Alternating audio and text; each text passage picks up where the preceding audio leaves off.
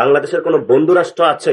ভারতের একটা পুতুল সরকার ছিল শেখ মুজিব, 12টা চিঠিতে হলো ভারত কোনো রেসপন্স করে নাই। মুজিববাদের নতুন করে তারা পাহারাদার হিসাবে আবিষ্কৃত হয়েছেন। জিয়াউর রহমানের একটা জীবনে ভুল ছিল, ইলিয়াস আলীর জীবনে একটা বড় পাপ ছিল। ওদের হাতে গোলামির জিঞ্জির, আমাদের হাতে স্বাধীনতার পতাকা। জাতীয়তাবাদী দলের আমলে কুশিনের মতন একটি কর্মকাণ্ড চলতেছে, তারা নিশ্চুপ আছেন। এই যে আমাদের একটা পরিচিত ভাই ছিলেন জাহেদ ভাই, উনি আরেক ধরনের একটা উশৃঙ্খল বক্তব্য দিলেন। ঠিক আছে, শামা ওবায়দ উশৃঙ্খল বক্তব্য দিলেন, সেটা আমরা মানতে পারলাম। শামা ওবায়দ বললেন যে আমরা 12টা চিঠি দিয়েছি, সেই 12টা চিঠিতে হলো ভারত কোনো রেসপন্স করে নাই। তারপরে দিল্লিতে হলো বিডিআর এবং আমাদের হলো বিজেপি এবং হলো ওই দেশের বিএসএফ এর ডিজি লেভেল একটা মিটিং হয়েছে। সেই মিটিংয়েও কোনো ফ্রুটফুল কোনো আলোচনা হলো না।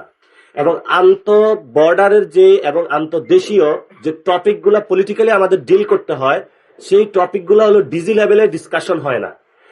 এই যে আমাদের পুরো ব্যবস্থাটা, এই ব্যবস্থাটা আমাদেরকে মিডিয়া থেকে অন্ধকার করে রাখা হয়েছে, জনগণ থেকে অন্ধকার করে রাখা হয়েছে।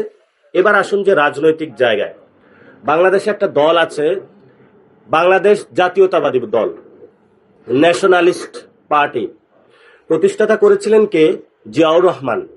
উনি বলেছিলেন উই রিভল্ট পাকিস্তানি জান্তাদের বিরুদ্ধে, এবং উনি বাংলাদেশের মানুষকে বলেছিলেন একটি গানের মাধ্যমে, প্রথম বাংলাদেশ আমার, শেষ বাংলাদেশ আমার।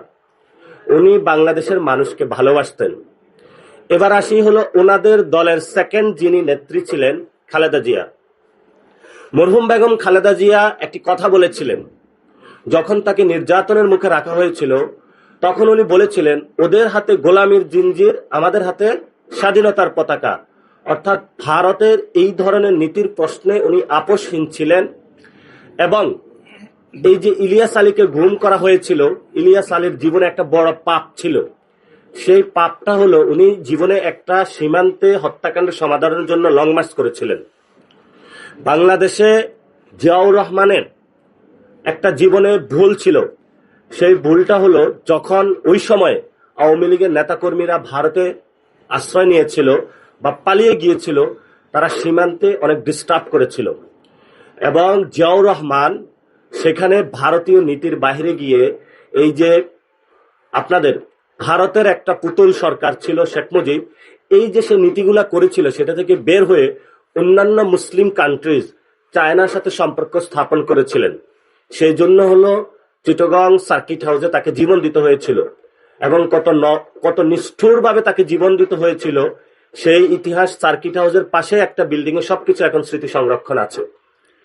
যদি খালেদা জিয়ার জীবনের কথা বলি, সেই খালেদা জিয়া, মরহুম বেগম খালেদা জিয়া, যিনি হলো জীবনের লাস্ট কুকড়ে কুকড়ে হলো মৃত্যুর কাছাকাছি গিয়েছেন।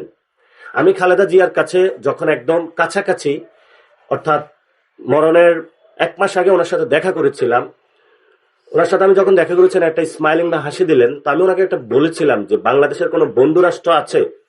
আপনার সময়ে আপনি কার সাথে কাজ করেছিলেন? এটা আমাদের একটু প্রয়োজন, আমরা ভবিষ্যতে যাতে কাজ করতে পারি। উনি চুপ করেছিলেন।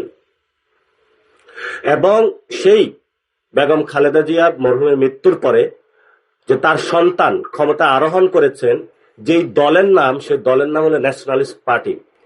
এই জাতীয়তাবাদী দলের আমলে কুশিনের মতন একটি কর্মকাণ্ড চলতেছে, তারা নিশ্চুপ আছেন। এবং বাংলাদেশের যে জিয়াউর রহমান যে দলটা জন্ম দিয়েছিলেন, বেগম খালেদা জিয়া যে দলটা জন্ম দিয়েছিলেন, সেই দলের যে লিগেসি, এই লিগেসির বিপরীতে তারা গিয়ে মুজিববাদের নতুন করে তারা পাহারাদার হিসাবে আবিষ্কৃত হয়েছেন। এবং এই মুজিববাদের পাহারাদার এই সরকার হওয়ার কারণেই সীমান্তে শুভেন্দু 10,000 লোক পাঠানোর সাহস পায়। সীমান্তে আরো 1800 লোককে তারা সেখানে স্টেশন করে রাখছে পাঠানোর জন্য। ভারত আরো 30 লাখ লোককে এখানে পাঠানোর জন্য প্রস্তুত করে রেখেছে, শুধু এই মুজিববাদের নব্য পাহারাদার হওয়ার কারণে।